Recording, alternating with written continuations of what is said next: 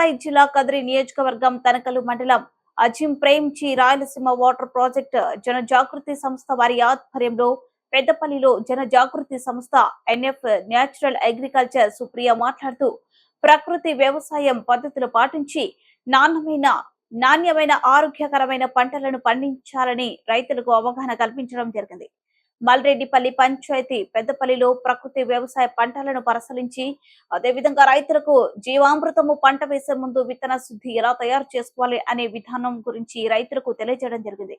అదేవిధంగా ఇప్పుడున్న వాతావరణ పరిస్థితులు మారుతున్న వాతావరణాన్ని తట్టుకొని వ్యవసాయ సాంకేతిక ప్రకృతి వ్యవసాయం మరియు మట్టి నమూనా ఫలితాలు ఆధారంగా సమతుల్య ఎరువుల వాడకం గురించి రైతులకు ట్రైనింగ్ చేసి చూపించడం జరిగింది.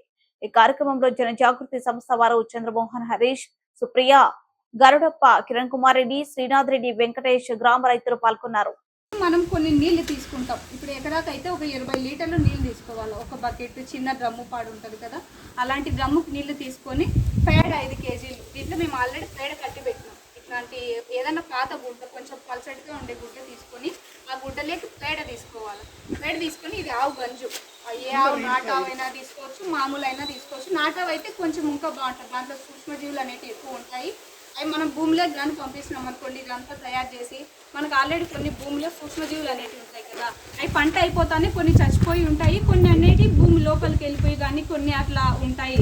వాటన్నిటిని ఇదంతా మనం వేయడం వల్ల అవి మళ్ళీ బతికే స్టేజ్కి రావడం కోసమని ఇలాంటివన్నీ మనం తయారు చేసి వేసేది.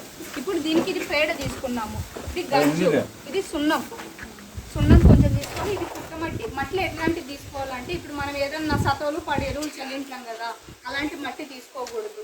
పుట్టమట్టి, దాంట్లో ఏం ఎరువులు కలవని మట్టి మనం తీసుకోవాలి. తీసుకొని దీంట్లోకి ఇట్లా గుడ్డలో కట్టేసేసి ఈ పేడ పెట్టేసేసిన తర్వాత ఈ గంజు వేయాలి దీంట్లో. ఇది 5 లీటర్లు, మామూలుగా 5 లీటర్లు తీసుకోవాలి. గంజు దీంట్లో వేస్తాం. రేపు మనం విత్తనాలు వేసుకుంటున్నాము అంటే ఈరోజు తయారు చేసి పెట్టేసేసుకోవాలి. విత్తనాలు వేసే ముందు 1 గంట ముందు వీటిని కలిపేసేసుకొని బాగా పల్చగా నీడలో ఆరబెట్టుకోవాలి. మళ్ళీ ఎండలో ఎక్కువ ఎండ ఉండే దగ్గర ఆరబెట్టుకోకూడదు. సున్నం కొంచెం వేసుకోవాలి.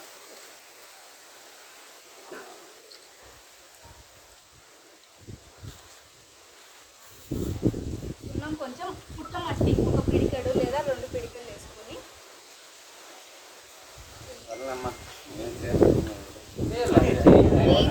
ఇదేమి ఏమన్నా అయ్యేదా కాదు కదా, ఇట్లాగా చేసి ఇప్పుడు రేపు విత్తనాలు వేసుకుంటున్నాం అనుకోండి, ఈరోజు ఇట్లా తయారు చేసేసి ఇట్లా ఈ గుడ్డ అంతటిని ఇట్లా పెట్టేసేసి రేపు ఇప్పుడు మనం తీసేసుకున్నాం అనుకోండి, ఈ గుడ్డ ఉంటుంది కదా, దాన్ని ఇట్లా బాగా పిండేసేసి దీంట్లో పేడ అంతా నీళ్ళలో కలిపేటట్టు మళ్ళీ దీంట్లో తీసి పేడ దాంట్లో కలిపే గుడ్డ, ఈ గుడ్డ ఉంటుంది కదా, గుడ్డని ఇట్లా బాగా పిండేస్తే దాంట్లో రసం అంతా బాగా కలిసిపోతుంది. అలాంటి దాన్ని మనం విత్తనాలు ఏదన్నా వేసుకుంటాం కదా, మళ్ళీ శనగిత్తనాలు అయితే ఇట్లా వేసి బాగా కలిపినారనుకోండి, పైన మొల ఉంటుంది కదా, అది కానీ తురిగిపోతే మళ్ళీ మనకు మొలక రాదు. అందుకోసమని జాగ్రత్తగా విత్తనాలు కలిపేటప్పుడు జాగ్రత్తగా చూసుకొని కలుపుకోవాలి. విత్తనాలు అంతా బాగా పట్టేటట్టు కలుపుకొని కొంతసేపు నీళ్ళలో ఆరబెట్టుకొని కానీ మనం పొలంలో వేసుకున్నాం అనుకోండి, ఏదైనా వేరు పురుగు పాడు కొట్టేటట్టు ఉపయోగపడుతుంది. అదే మందు కలపకుండా ఇట్లాంటివి చేసుకోవడం వల్ల బాగా ఉపయోగం ఉంటుంది అని నేను చెప్పేది. అందుకోసమే మళ్ళీ మనం బాగా పండేటట్టు తీసుకొని రావాలని ఇలాంటివన్నీ చేసేది. ఇదేమన్నా కష్టమైన పద్ధతి అమ్మా? ఏమైనా కొనుక్కొస్తామా దీనికి మన వస్తువులు? అన్నీ మనకు ఊర్లో దొరికేటియే కదా, మనం ఎక్కడో పోయి ఏదో లక్షలు పెడతా ఉంటాం. కొన్నిటికి టమాటాకి ఇప్పుడు ఎన్ని లక్షలు పెడతా ఉంటాం, అదేదో దీనికి ఏం 100-200 కూడా ఖర్చు అవ్వాలనుకుంటా నాకు తెలిసి, ఆవులు ఉండే వాళ్ళకి. సో మనం ఎప్పుడన్నా ఇప్పుడు మీకు కొంతమందికి తెలుసా, ఇది ఇంతకుముందు ఎప్పుడైనా తెలుసా మీకు? చేసినారు ఎప్పుడన్నా? మీరు చేసినారు కదా. ఇప్పుడు నుంచి అయినా ఇది మీకు అర్థమైంది కదమ్మా, ఎట్లా చేయాలని. సో నెక్స్ట్ టైం ఎప్పుడైనా విత్తనాలు వేసేటప్పుడు మీరు ఈ విధంగా విత్తన శుద్ధి చేసుకొని వేసుకోండి.